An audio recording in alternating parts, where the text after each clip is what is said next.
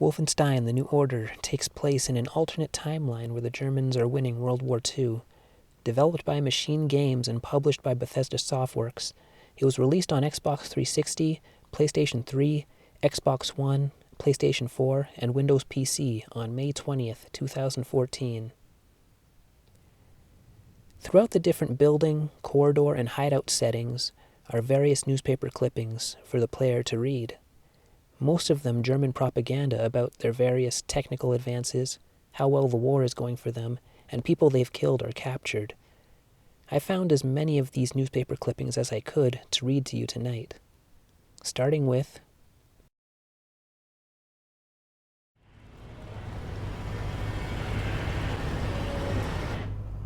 Nazis constructing superweapons, London, July 5th, 1946. Reports out of Berlin reveal that the Nazis are constructing an arsenal of superweapons to be deployed on the battlefield. The recent introduction of highly advanced war technology has changed the course of the war, but the Allied commanders are still confident they will win this before the end of the year. What the Nazis have in military technology, they lack in strategic know-how, commented Commander Wilkinson yesterday when we contacted him for an interview. I want peace, says Führer. Berlin, July 10th, 1946. The future of humanity is at stake. In a rare interview exclusively for this newspaper, discussing the war effort and the values that make the German race so unique and superior, our beloved Führer delivers his vision for the world after the war. Make no mistake about it, I want peace for mankind, and I am willing to fight to the death for it.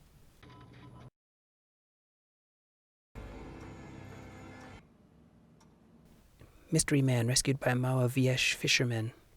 Warsaw, August 27th, 1946. A fishing boat today rescued a man floating on a piece of wood in the Baltic Sea. The man was taken to a hospital in Małe, where his condition was stabilized. Doctors say the man has suffered extensive head trauma and is unresponsive to outside stimulus. The unidentified man will be transferred to the Zakład Psychiatryczny Małe for psychiatric treatment. Dr. Olawa's Miracle Treatment, a family business. Małe, December 19, 1956.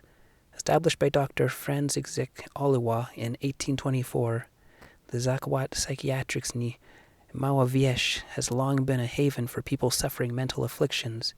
In a revealing interview, the current director of the establishment, Dr. Krzysztof Olawa, speaks about the trying years during the war and how he was helped by General Wilhelm Strauss to get his business back on its feet. I would not be here today if it wasn't for General Strauss, said the doctor when greeting us on the asylum courtyard.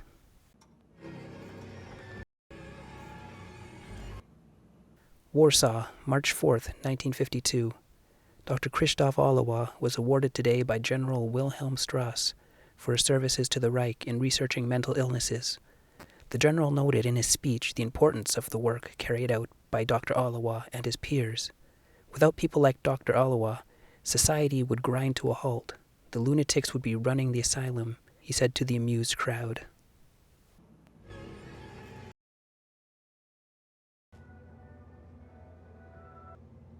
What happened to the Małe serial killer? Małe, October 8, 1960. It has been almost 5 years now since the murders stopped, but people have not forgotten the ruthless serial killer of Małe. What drove this killer to murder innocent German men with such calculated and cold-hearted brutality? Why could the authorities not stop him? We take a look into the investigation and how the murders still haunt the people of Małe.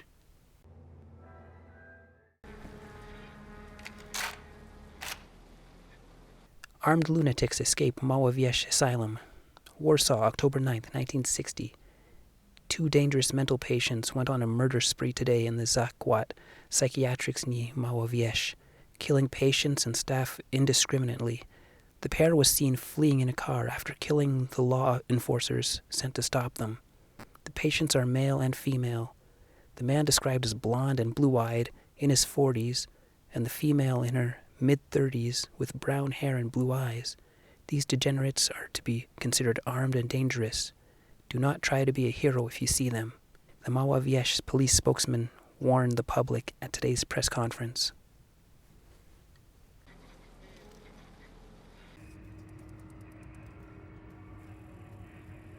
Paris is being cleansed from undesirables. Rumors are spreading regarding a new campaign launched by the secret police in Paris. Sources we've spoken to suggest that the police are trying to wipe the city clean of what they call the undesirables. Homosexuals, people with a non-Aryan appearance, the mentally disabled. The list goes on and on. Men, women, and children are being taken from their homes, never to be seen again. No one is really safe from these mad dogs, said one anonymous citizen we talked to who managed to escape a Nazi purge raid. Escape while you can.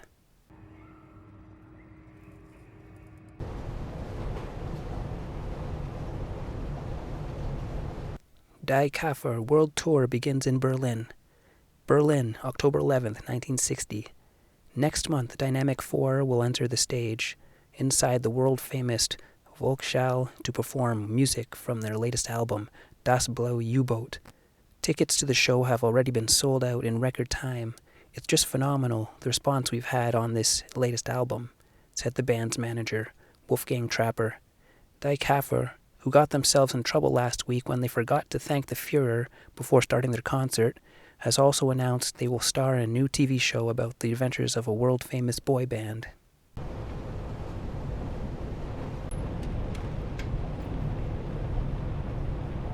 New limestone deposits discovered in Croatia. Zagreb, October 11th, 1960.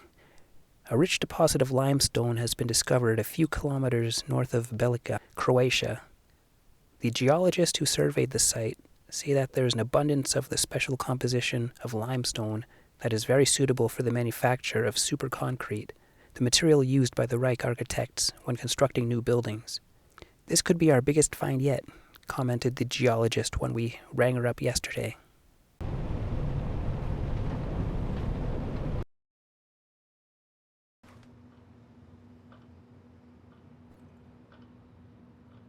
Escaping prisoner eaten by Panzerhunden. Berlin, October 12th, 1960. A prisoner trying to escape Eisenwald last week found himself in the belly of the beast when he was eaten alive by one of the guard Panzerhunden. The guards tried to pull out the prisoner from the metal jaws of the Panzerhund, but the superiority of Reich technology made the rescue attempt futile. The prisoner was a convicted murderer and rapist who will certainly not be missed by anyone.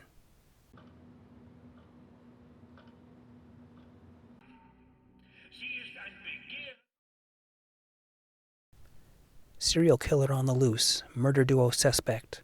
Berlin, October 11th, 1960. The rash of murders which has plagued the city for the last couple of months may be the work of a degenerate murder duo. Sources close to the investigation say, so far, 5 people have been killed. Each victim was found dismembered and scattered throughout the sewers. Witness reports speak of 2 strange men, most likely mentally and physically disabled, lurking around the crime scenes. They did not look like normal, decent Berlin folk to me, says one of the witnesses. Must have been them who did this awful thing.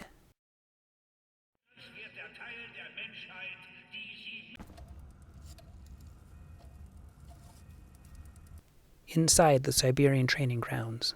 Moscow, October 12th, 1960. Located near the northern part of the Ural Mountains, not far from the Kara Sea, the Death's Head commando training camps are considered to be the toughest in the world. In a series of investigative reports, we reveal how these fierce combatants manage to live through their days in extreme cold temperatures and how it makes them the superior warriors.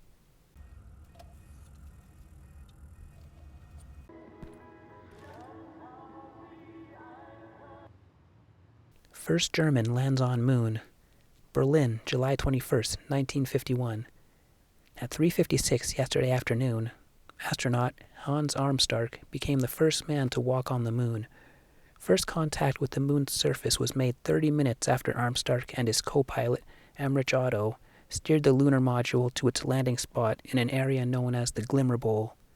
After the landing, the 2 astronauts began their adventure on the Moon by planting the beautiful flag of the Reich. They then started collecting soil and rock samples for further analysis back on Earth.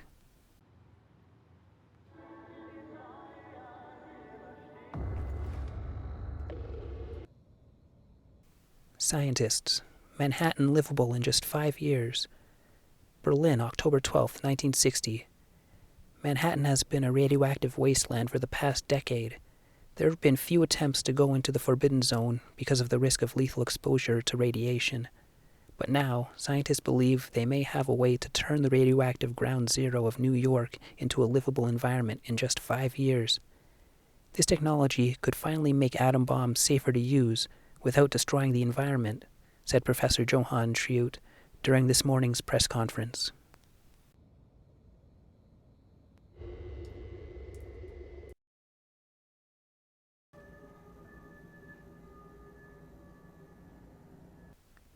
Last light in England. Paris, September 17, 1951.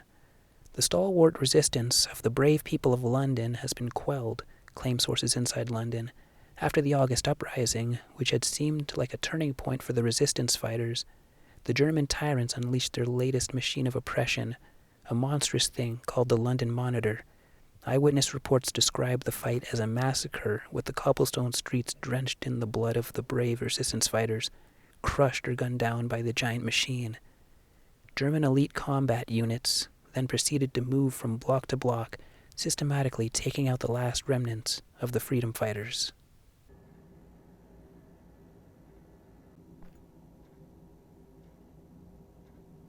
Triumph in the East. Berlin, April 4th, 1947. It was a devastating defeat for the Red Army when the German flag was raised on the western side of the River Volga this morning. In a statement to a reporter on site, Field Marshal Friedrich Ritter said that the victory is not only thanks to our hard-working and dedicated troops, but also the result of a new weapon that was deployed for the first time in battle. The Panzerhund is a mechanical, autonomous beast of war that cannot feel fear and cannot feel remorse.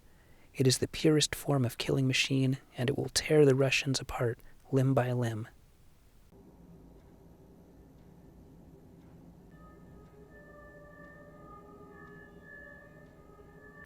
The Reds surrender.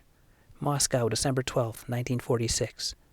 The cold Russian winter bites hard, but one could not tell looking at the rosy, smiling faces of the victorious German army and the liberated Russian people. The last battle against the Red Army took place in Izhevsk, following their month-long campaign to seize the Russian capital, a campaign which, after numerous setbacks and hundreds of civilian casualties, caused the Russian people to turn against their own army. With nightly bomb raids by the German Air Force on the Red Army's military factories in the Ural region, it was merely a matter of time before the Russian forces would start to lose their morale. The murderous tyrant Joseph Stalin is yet to be found, but there are rumors circulating that he may have been assassinated by his own men.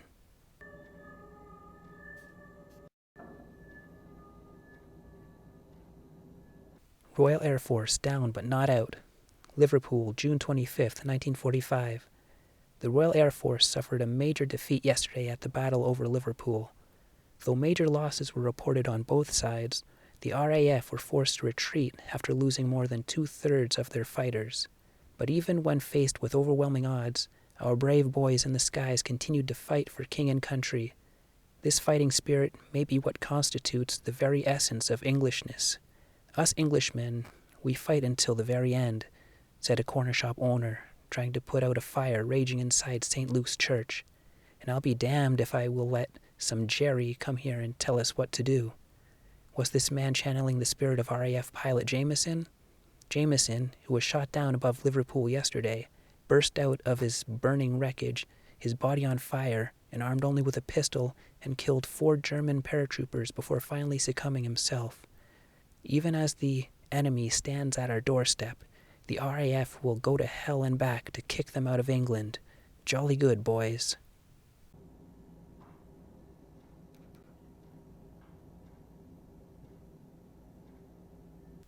Regime crosses the Atlantic. Vancouver, January 3rd, 1947. Earlier this week, a German submarine was sunk in the Cabot Strait just a few miles off the coast of Cape North.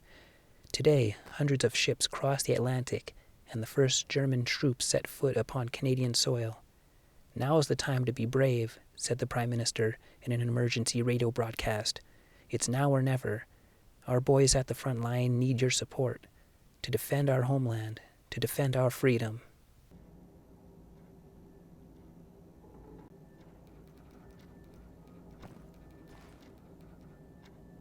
Victory in Asia.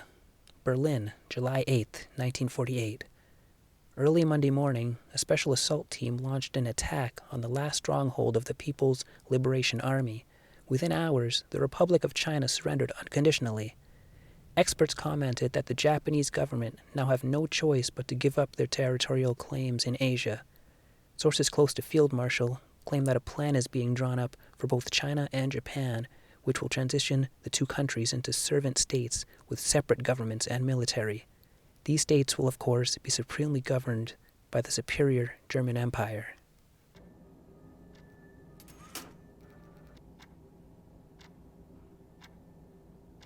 Extra. Prisoners escape Eisenwald.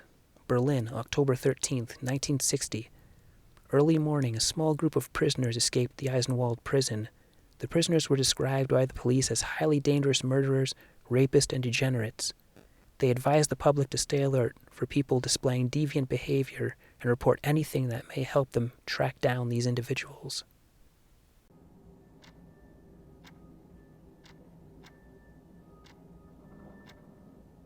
Finally, the British tyranny comes to an end.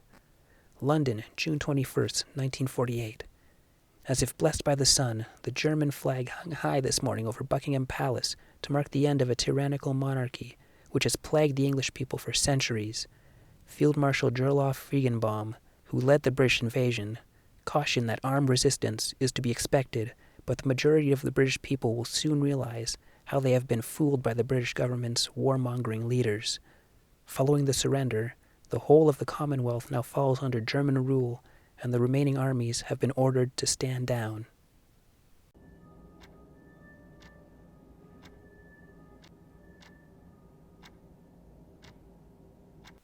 Moscow in flames. Stockholm, March 16, 1945. The Red Army were forced to retreat last night from a Moscow engulfed by flames following a week-long German bomb raid. The barrage of mortar fire, heard throughout the night and well into early Thursday morning, seemed to have obliterated what was left of the inner parts of the city. As of yet, there has been no word on the whereabouts of either Joseph Stalin or his high command.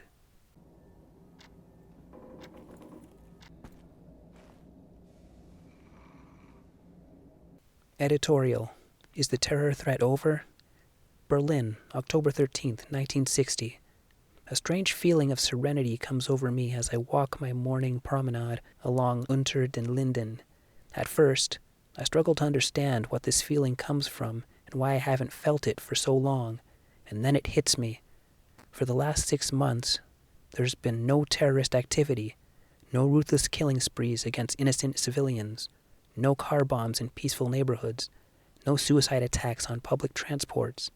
Has the secret police, once and for all, won the war against terrorism?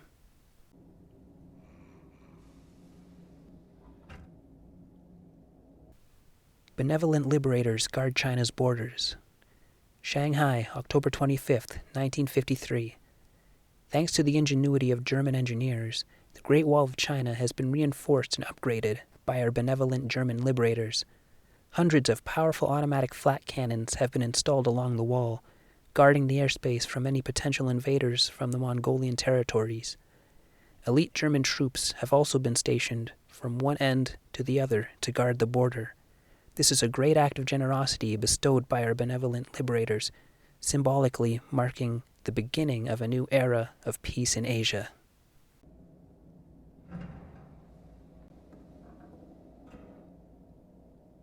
America loses naval supremacy. Tokyo, August 20th, 1946. The Americans are on their knees, Field Marshal Franz Gustav Bayers told the gathered reporters during today's press conference. The superior German submarine fleet, accompanied by its loyal Japanese allies, has helped Germany achieve a major victory in the Pacific, with more than half of the American fleet destroyed at the Battle of Leyte Gulf alone.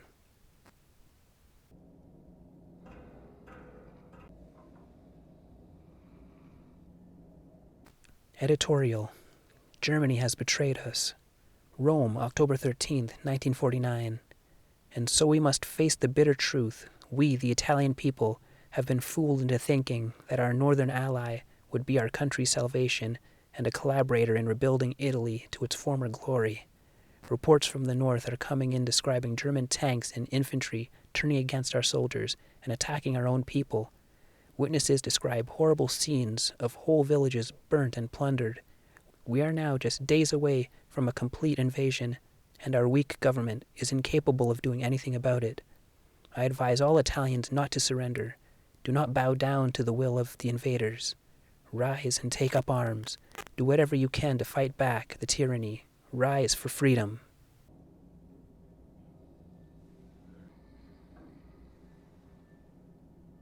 The liberation of America has begun. Washington, January 7th, 1949. The honorable German peace troops embarked on a nationwide victory tour this week. The goal of this operation is to liberate the oppressed American people and protect them from dangerous insurgent elements. All remaining American military personnel are advised to stand down and report to the nearest German checkpoint. Once there, they will be issued a labor card, assigning them to work on rebuilding the country according to the superior cultural standards of the new regime.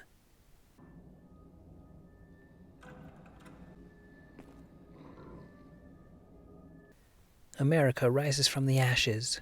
The American spirit rises in the shadow of the mushroom-shaped cloud that was produced by Germany's evil atom bomb when it hit New York. Cells of freedom fighters have assembled across the country and are taking up arms. Through targeted attacks on German VIPs and bombings of crucial military installations, the American resistance is making it very difficult for the invaders to remain in control. Reports claim the German invaders have become so desperate they're shipping elite anti-rebel units from China to prevent the insurrection from spreading. Eyewitness accounts also describe mass executions of civilians as punishment for attacks performed by the freedom fighters.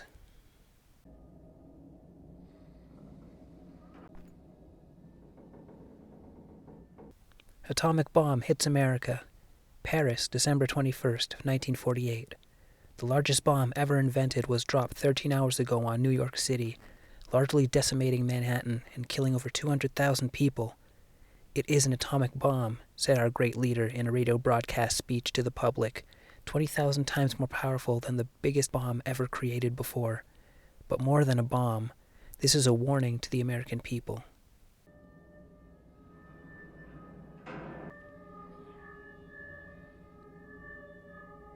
America surrenders. Washington, December 24th, 1948. Speaking to the American people in the falling snow on Christmas Eve, the President of the United States declared the government's total surrender to the German army. The announcement comes just days after the atomic bomb was dropped on New York. This final act of violence may have saved millions of lives that would have resulted from a land invasion of America, said the German leader in a press statement following the announcement. I applaud the President for taking such a brave decision. After the President's speech, a spectacular show was put on by the invading troops parading down the streets of Washington to the roaring sound of German jet fighters passing by overhead. Even more spectacular were the massive mechanical beasts known as Panzerhunden, or armored dogs, hulking over the crowds.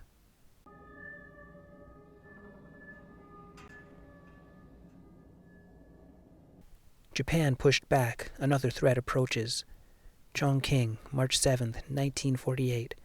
It was a proud moment for the Republic of China and the People's Liberation Army as the Japanese were pushed back into the Hubei province. Yet from the north, another dark menace approaches at a swift pace. The German army has overthrown the brave Russian Empire and is now moving towards China. During a rousing speech earlier today, the chairman spoke of his faith in the Chinese people. A unified China cannot be defeated, he said. A unified China cannot be conquered. A unified China will never surrender.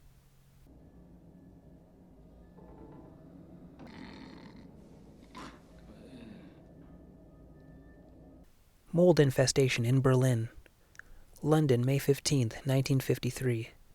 It's fair to say there's some sort of poetic justice in this. Reports from our resistance friends in Berlin suggest that a new type of mold spore has started infesting structures made out of the super concrete used by the regime. It has started festering in the massive underground ventilation system and is spreading throughout the city. Friends of the resistance, this could be a major advantage for us. The mold seems to corrode the stability of the concrete, making it easier to destroy structures that are important to the regime in Berlin.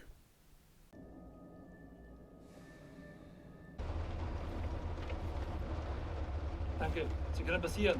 Anita! Orbital. Fucking Nazi twit.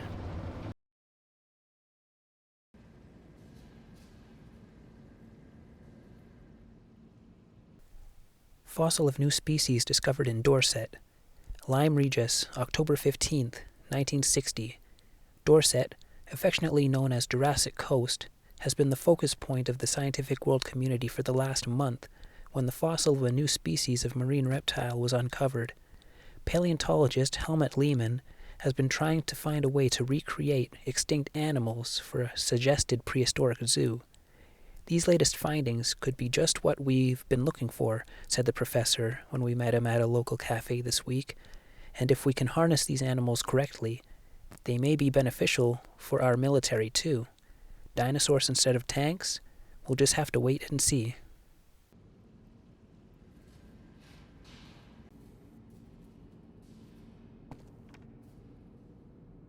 Coal miners happy with new labor rules.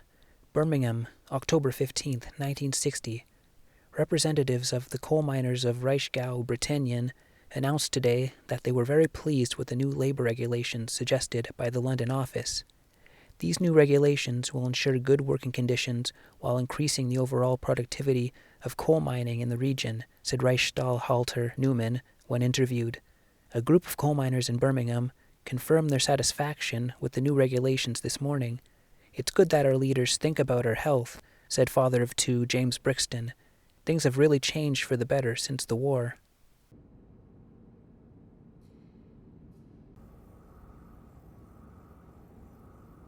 Crime rate down in quarantine blocks. London, October 15th, 1960. Police are seeing a trend of diminishing crime rate in the London quarantine blocks. It is quite safe now for the denizens of the quarantines to take a stroll down the streets, said Police Chief Bruno Winkler. Murder cases are at a historic low. He added that the benevolent treatment of the citizens by the new regime has had a positive effect on the decent folk of the city. We are also seeing an increase in the number of reports filed on deviant behavior by both neighbors and family members alike.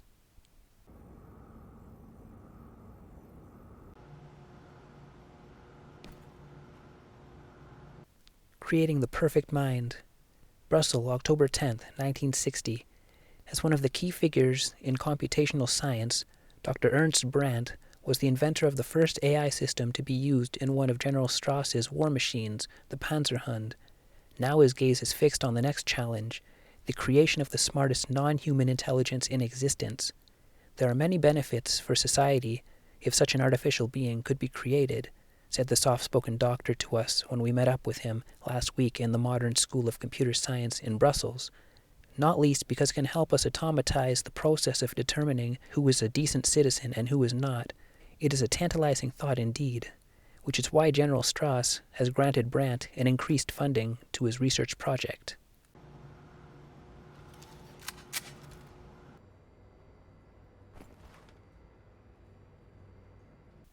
Animal hybridization, soon reality? Rome, September 2nd, 1960.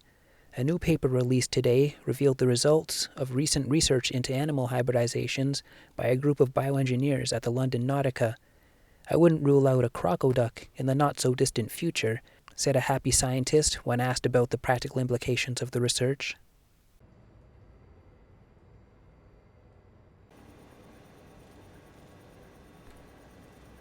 Gibraltar Bridge opened. Madrid, October 3rd, 1957. The biggest bridge ever built was finally inaugurated yesterday evening in front of a gathered crowd of top Nazi politicians as well as specially invited upstanding citizens in the area. The honor of cutting the ribbon went of course to our beloved leader, who was flown in from Berlin this morning and held a short but powerful speech afterwards in front of the impressive construction crossing the Gibraltar Strait. I was moved to tears, said Wilma, a local shop owner. He has such a way with words. She wasn't the only one moved to tears. Gunther Grunwald, head engineer of the project, received a special thanks from our leader. I am speechless, said Grunwald afterwards. I don't know what to say.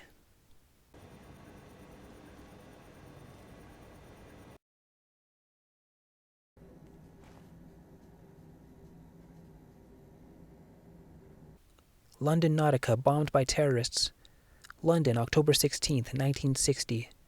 A suicide bomber detonated explosives packed into the trunk of a small car at the entrance to the London Nautica Research Centre early yesterday morning, killing dozens of employees working at the facility and injuring hundreds. Officials say it's the first attack they've had in London for years, and it comes just months after the anniversary of the August uprising, where scores of degenerates tried to cast the upstanding citizens of the city into anarchy and mayhem.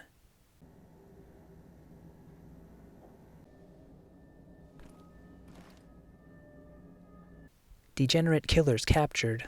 Berlin, October 16, 1960. The pair of degenerate serial killers stalking Berlin has finally been captured, said the chief of police at a press conference this morning. The degenerates were quickly diagnosed by a psychiatrist as having several mental deficiencies causing violent and unpredictable behavior. A trial will commence, after which the pair will most likely be hanged for murder.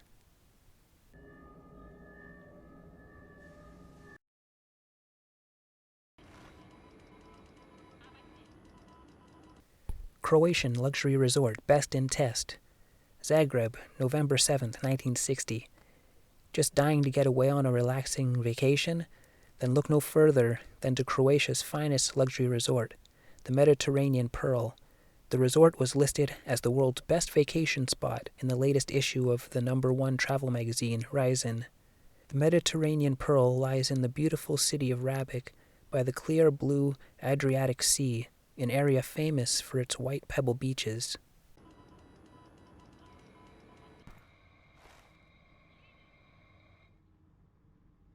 Degenerate killer duo executed today. Berlin, November 7th, 1960. The crowds that gathered on the streets and squares of the city laughed and cheered when the degenerate serial killer duo were executed today on live TV. I feel so much safer now, knowing those two animals are no longer around, said one of the onlookers. A friend of mine was killed by those bastards, shouted another man. If nothing else, this is a valuable lesson to other degenerates out there that justice will eventually find them all.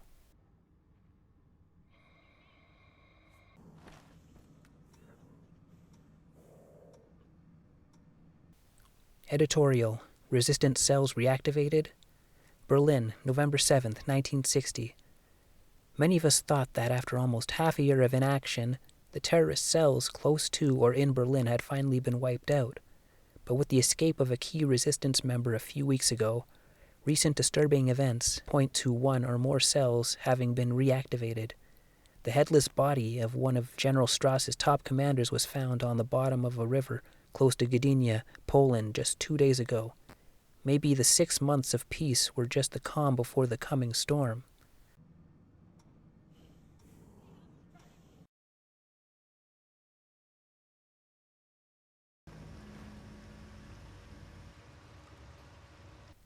Bomb raid on Berlin.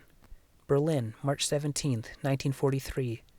An RAF bomb raid damaged multiple residential quarters in central Berlin last night. The raid caused large fires, with some witnesses describing a sea of flames engulfing several houses. Early reports indicates that a dozen civilians have been killed and scores more badly injured. Several people have also been reported as missing after seeking shelter from the bombs.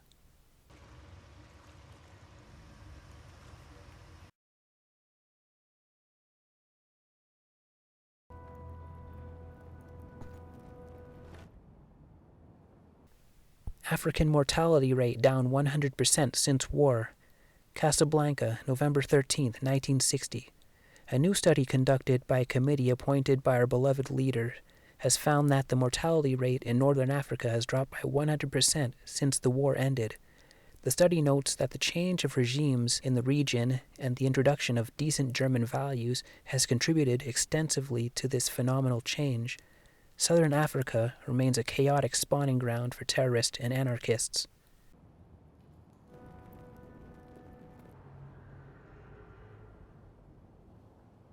Transforming Sahara into a green paradise. Casablanca, November 13, 1960. You may have seen the gleaming silver monoliths when flying overhead, but few know what they actually are. We are testing technology which could be used to transform other planets into places where Germans could live in the future, said space engineer Faust when we caught up with him for an interview.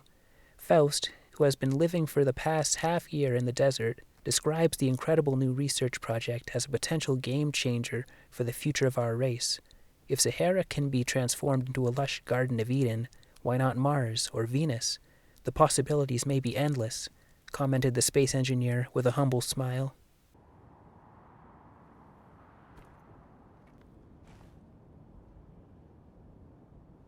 New laser diamond drill invented. Casablanca, November 13, 1960. A new diamond drilling tool using laser technology promises to increase the speed and accuracy of diamond mining. The diamonds of Africa has long been the most popular of precious stones, and its popularity seems unending. Last year, a dozen new jewelry shops opened up just in Berlin, thanks to the prosperity of the German people since our beloved leader led us victoriously through the war. Luxurious goods such as diamonds have become very popular. Diamonds are such beautiful and perfect examples of what Mother Nature can produce for us, said Rudolf Bach, the owner of Berlin's oldest jewelry shop. Lately, however, he has been unable to keep up with demand. But don't worry, says the head of the African diamond mining project, Gebhard Wagner. It will never dry out, just like oil. The earth has an infinite supply of this stuff.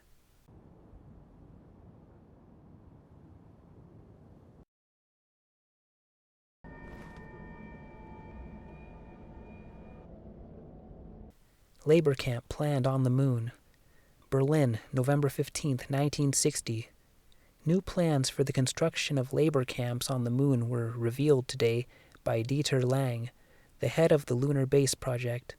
Not only will we be able to move undesirable elements of society off the Earth, away from the decent citizens, we can also put these degenerates to work on mining wolframite, said Lang when we phoned him this morning. Wolframite, a rare mineral which has so far only been found on the moon, is currently being extracted by remote-controlled drones, but the process is slow and inefficient. The new labor camps would be constructed in underground mine shafts and feature completely automatized correctional technology, such as guard drones and automatic sentry guns, to keep prisoners from escaping.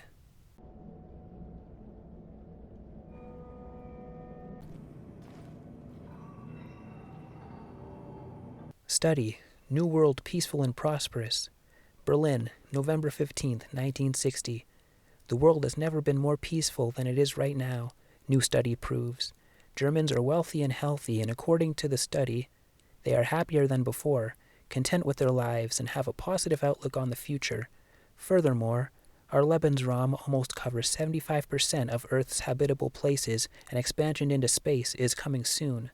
Many analysts predict the next expansion will take us to Venus.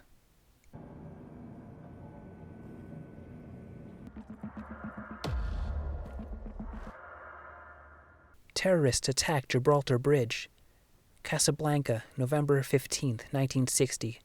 A terrorist attack struck the Gibraltar Bridge in the middle of rush hour Thursday morning, leaving hundreds dead and thousands more injured. Officials believe that a fanatical group of anarchists are behind the attack, but if the goal was to destroy the hard labor of the thousands of construction workers who put their heart and soul into realizing the Gibraltar Bridge project, it seems the terrorists have failed. They hardly put a dent in it, laughs the head of the project.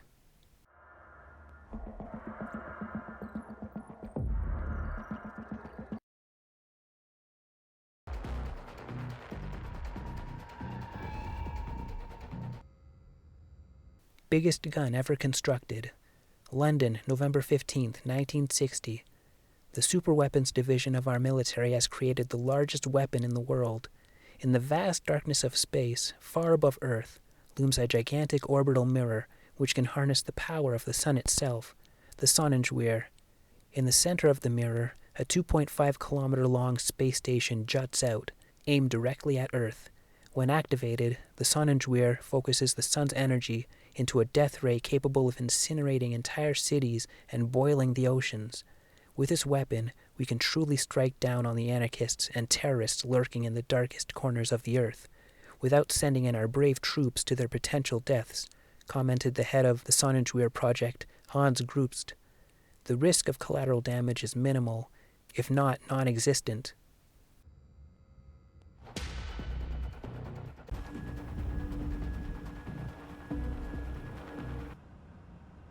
London degenerates riot. London, November 15th, 1960. In the light of recent tumultuous events in the city, the London police organized a press conference to clarify the situation.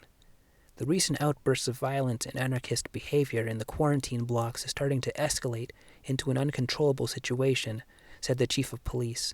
Last night, hundreds of degenerates gathered in public places to riot, but were quickly put to a halt when the police deployed the London Monitor. The operation was an incredible success. The Monitor killed every degenerate without any collateral damage whatsoever, said the chief of police at this morning's press conference. But it's not over. We have to be swift when dealing with these sorts of people, if you can call them people.